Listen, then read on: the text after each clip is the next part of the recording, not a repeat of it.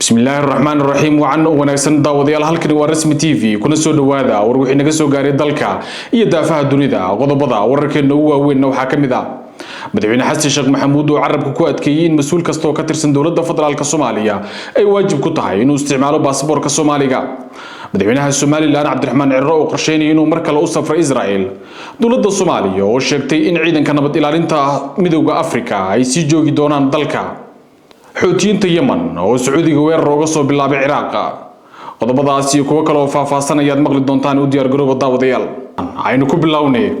madaxweynaha Soomaaliland ayaa qorsheynaya inuu mar kale safar ku tago Israel si uu u saxiixo heshiiska Abraham madaxweynaha Soomaaliland Cabdiraxmaan Maxamed Cabdilaahi Cirro ayaa qorsheynaya safar kale oo ku taga Israel iyadoo ujeedada safarkaasi ay tahay ka qaybgalka ama saxiixa heshiiska loo yaqaan Abraham Accords oo ah heshiisyo lagu caadiyeeyay xiriirka u dhaxeeya Israel iyo qaar kamid ah dalalka bariga dhexe haddii safarkaasi uu qabsoomo wuxuu noqon doonaa tallaabo kale oo muujinaysa si xoojinta xiriirka u dhaxeeya Soomaaliland iyo Israel kaasoo ah xiriir soo jiitay dareenka gobolka iyo beesha caalamka dabayaaqadii sanadkii tagay ayay Israel ku dhawaaqday inay Soomaaliland u aqoonsatay dal madax bannaan iyadoo arrintaasi dhalisay falcelin kala duwan oo ka yimid gudaha Soomaaliya dalalka gobolka iyo saaxiibada caalamiga tan iyo xilligaasina waxa ay soo tarayay wararka la xiriira iskaashi siyaasadeed diblomaasiyadeed iyo mid dhaqaale oo u dhaxeeya labada dhinac bil ka hor ayuu madaxweyne Cirro booqasho ku tagay Israel iyadoo xitaa uu safaarad ka furay magaalada Qudus taasoo uu ku tilmaamay inay noqonayso safaaradii ugu horeysay ee Soomaaliland oo la aqoonsan yahay ay ku yeelato meel kamid ah dunida furitaanka safaaradaasi wuxuu noqday mid si weyn looga falceliyay iyadoo dawladda federaalku ay ku tilmaamtay tallaabadaasi mid ka hor imaanaysa madax bannaanida iyo midnimada jamhuuriyadda federaalka ee Soomaaliya mas'uuliyiinta dawladda federaalka ayaa marar badan ku celceliyay inaysan aqoonsanayn heshiis kasta ama xiriir diblomaasiyadeed oo Soomaaliland ay la yeelato dalal shisheeye iyadoo aan loo marin dawladda federaalka dawladda Soomaaliya waxay ku doodaysaa in siyaasadda arrimaha dibadda iyo heshiisyada caalamiga ah ay yihiin awood u gaar ah dawladda federaalka halka Soomaaliland ay tahay qayb kamid ah jamhuuriyadda dhanka kale Soomaaliland ayaa ku adkaysanaysa inay xaq u leedahay inay hormariso xiriirkeeda diblomaasiyadeed iyo iskaashiga ay la yeelanayso dalalka caalamka iyadoo ku doodaysa inay muddo ka badan 30 sano si iskeeda u maamuleysay deegaanadeeda heshiiska Abraham Accords oo markii ugu horeysay la saxiixay sanadkii 2020 ayaa horseeday in dhowr dal oo Carbeed iyo Muslimiin ah ay caadiyeeyaan xiriirka ay la leeyihiin sahyuuniyadda heshiisyadan ayaa dhinacyada taageersan ay ku tilmaamaan kuwa kor u qaadaya nabadda ganacsiga iyo iskaashiga gobolka halka dhinacyada kale ay ku dhaliilaan inay dhaawacayaan mowqifkii soo jireenka ahaa ee lagu taageerayay qadiyadda Falastiin madaxweyne xasan sheekh maxamuud ayaa fariin adag u diray qaar kamid ah golaha wasiirada isagoo sheegay inaysan jirin wax marmarsiya oo ay ku qaadan karaan baasaboorka Kenya iyadoo mas'uuliyiin ka tirsan dawladda federaalka Soomaaliya dib looga soo celiyay garoonka diyaaradaha ee magaalada Nairobi ee Jomo Kenyatta madaxweyne xasan sheekh maxamuud ayaa si kulul u canaantay qaar kamid ah xubnaha golaha wasiirada iyo mas'uuliyiin kale oo dawladda ka tirsan isagoo cadeeyay inaysan jirin wax cudurdaar ah oo ogolaanaya inay isticmaalaan baasaboorka Kenya ama dalal kale marka ay gudanayaan waajibaadka rasmiga ah madaxweynaha ayaa carabka ku adkeeyay in mas'uul kasta oo matalaya dawladda federaalka Soomaaliya ay waajib ku tahay inuu isticmaalo baasaboorka Soomaaliga maadaama uu astaan u yahay madax bannaanida qarannimada iyo sumcadda dalka wuxuuna sheegay in aqbalida ama isticmaalka baasaboor dal kale ay dhaawici karto sharafka iyo kalsoonida lagu qabo hay'adaha dawladda Soomaaliya hadalkan ayaa imaanaya xilli bilihii maalmihii ugu dambeeyay soo baxayeen warar kala duwan oo sheegaya in qaar kamid ah mas'uuliyiinta dawladda federaalka Soomaaliya ka tirsan laga soo celiyay garoonka diyaaradaha ee Jomo Kenyatta ee magaalada Nairobi arrintan ayaa dhalisay doodo ku saabsan baasaboorada ay isticmaalayaan mas'uuliyiinta dawladda iyo sida ay u matalayaan qaranka markay safrayaan ama ay ku safrayaan dalalka markaasi dariska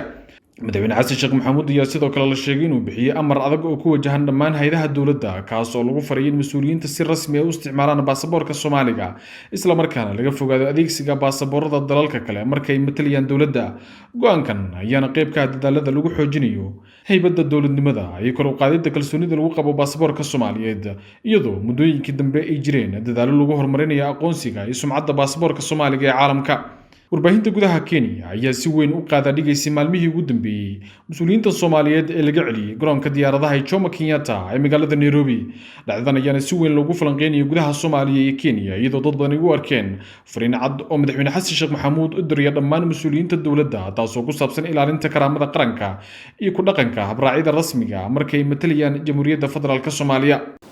wasiir dowlaha wasaaradda arrimaha dibadda Soomaaliya Cali Balcad ayaa sheegay in ciidanka midowga Afrika ee UNSOM ay sii joogi doonaan dalka ilaa inta ay Soomaaliya amnigeeda ay ku filnaanayso. wasiiru dowlaha wasaaradda arrimaha dibadda ee Soomaaliya Cali Balcad ayaa sheegay in ciidamada howlgalka midowga Afrika ee Soomaaliya oo hadda loo yaqaan AUSOM ay sii joogi doonaan dalka ilaa iyo inta Soomaaliya ay yeelanaysa ciidan qaran oo awood u leh inuu si buuxda ula wareego mas'uuliyadda amniga ee dalka. wasiirka oo la hadlay mid kamid ah warbaahinta gudaha ayaa sheegay in dowladda Soomaaliya ay weli u aragto joogitaanka ciidamada AUSOM mid muhiim u ah xilligan maadaama ay jiraan caqabado dhinaca amniga ah iyo dagaalka lagula jiro argagixisada. wuxuu xusay in ciidamada Soomaaliyeed ay sameeyeen horumar muuqda sanadihii la soo dhaafay balse ay weli u baahan yihiin taageero iyo garab istaag caalami ah si loo xaqiijiyo in dalku uu si buuxda ula wareego amnigiisa. Cali Balcad ayaa sidoo kale qiray in dowladda Mareykanku ay joojisay taageeradii dhaqaale ay siin jirtay howlgalka AUSOM. sida uu sheegay tallaabadaasi waxay saameyn ku yeelatay qorshayaashii howlgalka iyadoo weli aan la helin cid si rasmi ah u bedeshay maalgelintaasi. wasiirku wuxuu tilmaamay in beesha caalamka iyo midowga Afrika ay wadaan dadaalo lagu raadinayo ila cusub oo lagu maalgeliyo howlgalka hase yeeshee ilaa hadda aysan jirin hanaan dhaqaale oo si buuxda la isula meel dhigay. arrintan ayaa dhalisay walaac ku saabsan mustaqbalka howlgalka iyo sida loo sii wadi karo taageerada ciidamada ka howlgalaya Soomaaliya. howlgalka midowga Afrika ee Soomaaliya ayaa soo maray magacyo kala duwan muddo ka badan 20 sano. sanadkii 2007 ayaa la aasaasay AMISOM iyadoo ujeedadiisu ahayd taageeridda dowladda Soomaaliya iyo la dagaalanka kooxaha hubeysan. dhamaadkii sanadkii 2024 ayaa howlgalkaasi loo bedelay AUSOM waxaana loo qorsheeyay inuu xoogga saaro taageeridda ciidamada Soomaaliyeed iyo wareejinta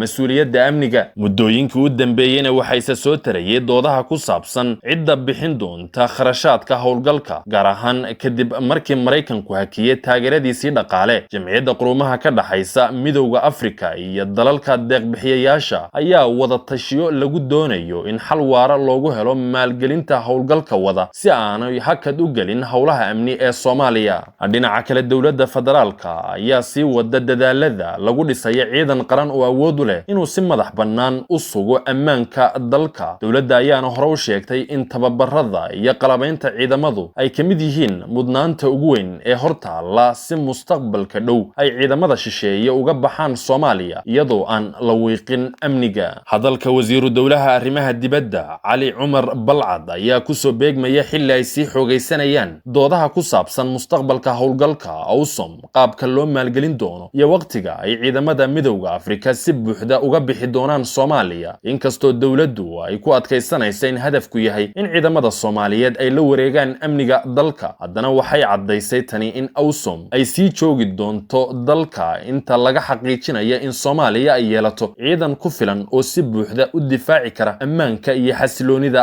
dalka.